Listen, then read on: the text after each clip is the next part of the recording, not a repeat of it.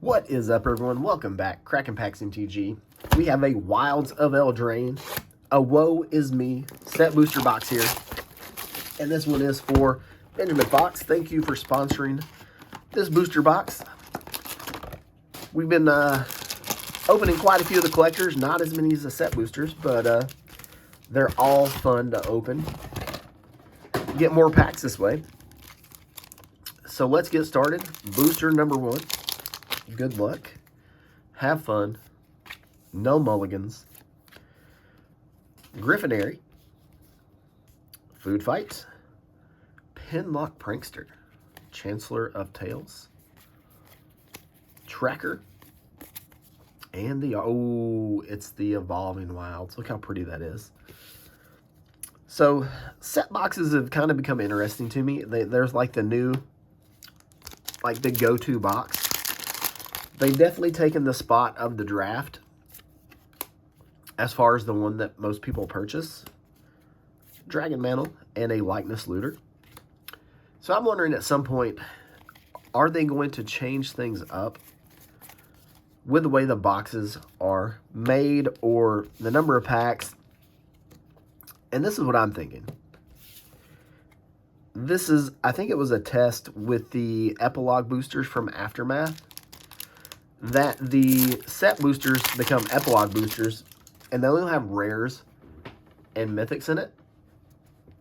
No commons and uncommons. Or if it does have uncommons, just like a couple. And then the only way to get your commons and things that you need is draft boosters. First mythic here, Virtue of Loyalty.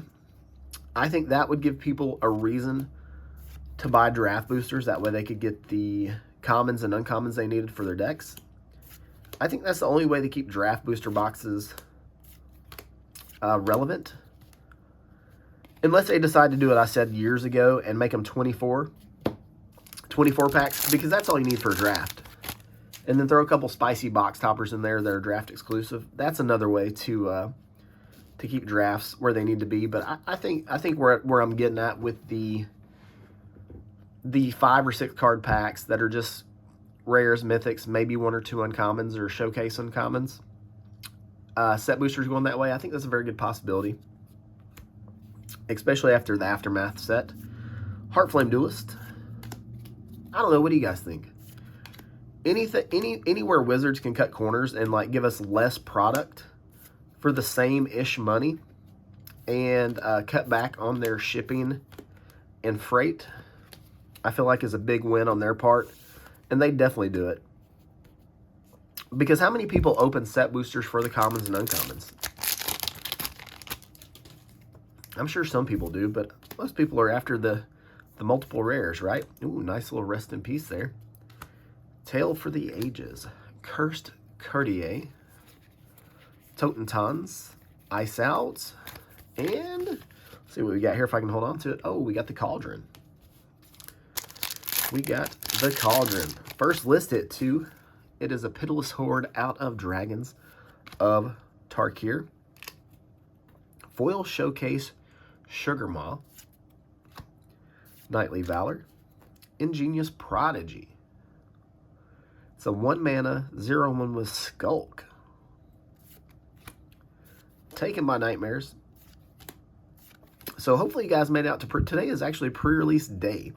So hopefully you guys had a chance to get out and play the pre-release tonight. If not, hopefully you'll get to go tomorrow. Pre-releases are the most fun. I'm going to be honest with you. Really, really good looking art card there. Stamped and signed. So far, so good. Only 1 mythic. Hopefully that changes very soon. Utopia Sprawl. Dark Tutelage. Gruff Triplets. Agatha's Champion. Ruby Darling Tracker. This is actually Greater Auramancy. And I prefer this one over... There's a lot of cards where I prefer the regular art over the anime art in this set. And that's saying something. We got the Mad Ratter, our second list card. This one's actually out of the original Throne. Scarecrow. Season of Growth. Lord Skittles. There we go. Nice little borderless mythic there. Talion the Kindly Lord. And Tegwell, Duke of Splendor. Double mythic pack. It's about time we got some heat. Sheesh. Food token. Hatching plans. Another Virtue. So, this is I wonder if this is going to be like some of the older sets where the track printing, if you get like certain mythics, you can kind of guess what the rest of your mythic's going to be. And maybe this is going to be a Virtue box. Because like, what was it? War of the Spark was really, really, you could predict what you'd get. If you opened a God, you'd get a God box. If you open a Finale, it was a Finale box, so on and so forth. Nice hit there with the mythic Sneak Attack. Let's move that down to the correct stack. Apprentice's Folly. Glass Casket. Sleight of Hand, and an art card. Looks like we're about a third of the way through the box. Soul Guide Lantern. Very nice hit. Was one of the better cards out of Theros Beyond Death. Impact Trimmers. Sleep Curse Fairy. Threadbind Click. So what do you guys think the best rare is? Not mythic, but the best rare. Because there's typically one rare in each set that has a ton of value. Like go back to Lord of the Rings and it's Orcish Bowmasters. I wonder if there'll be something similar in this. Or do you think WotC wishes they would have made the Bowmaster a mythic? That's a question, right? Spellbook Vendor. Armory Mice. I think Bowmasters is still about a $30, $40 card these days. Ground Seal, Twinning Twins. There was a little bit of a dip in the price of that right after the Pro Tour because everybody was under the assumption that that and the One Ring would be banned, which didn't happen. I feel like the cards were too new, and they were kind of like the marquee cards in the set. So after the One Ring had been found, I feel like if they would have banned those two cards too, that would have killed the market for Lord of the Rings. The Evil Eye of Urborg. Sheesh, it's creepy. Foil Disdainful Stroke, Tangible Virtue, and a Spiteful Hex Mage. Nice little Doubling Season art card there. Rat, Toadstool Admire. I like the fact we got a couple new oaths in this set. Copy Enchantment. Our third Virtue. Bramble Familiar. So I bet there is some sort of track printing with these set boxes. Because that is our third Virtue. Experimental Confectioner. When it enters the battlefield, create a food token. Whenever you sack a food, create a 1/1 black rat. This creature can't block. This feels like it could be a combo piece. Dragon Mantle. Ooh, there we go. The Moon Shaker Cavalry. That and the Beseech are the ones we're looking for out of the base set. So glad we got that one. So many people after the Moonshaker.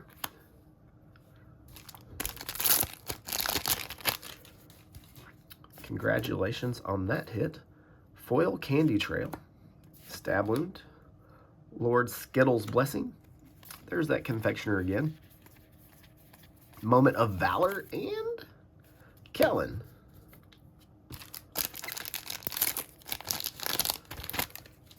So our fourth list card is a Commander 16 Rare Fairy Artisans. Only 4 list cards so far. Iron Crag. I wonder if I'm going to check the next pack. We're going to see what the stamped art card, what the pull rate is for list cards, if they're even listed.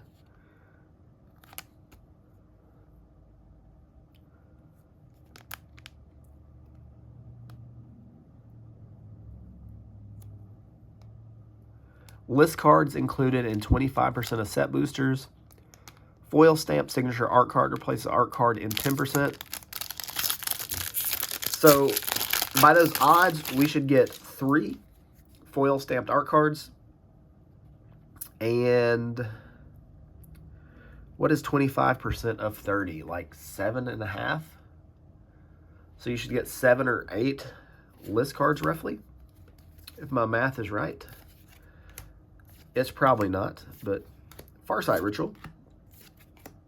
Sorry for the delay there. I was just curious on what the list card, the odds on that was, because I guess we're on point. That is a nice little anime art card.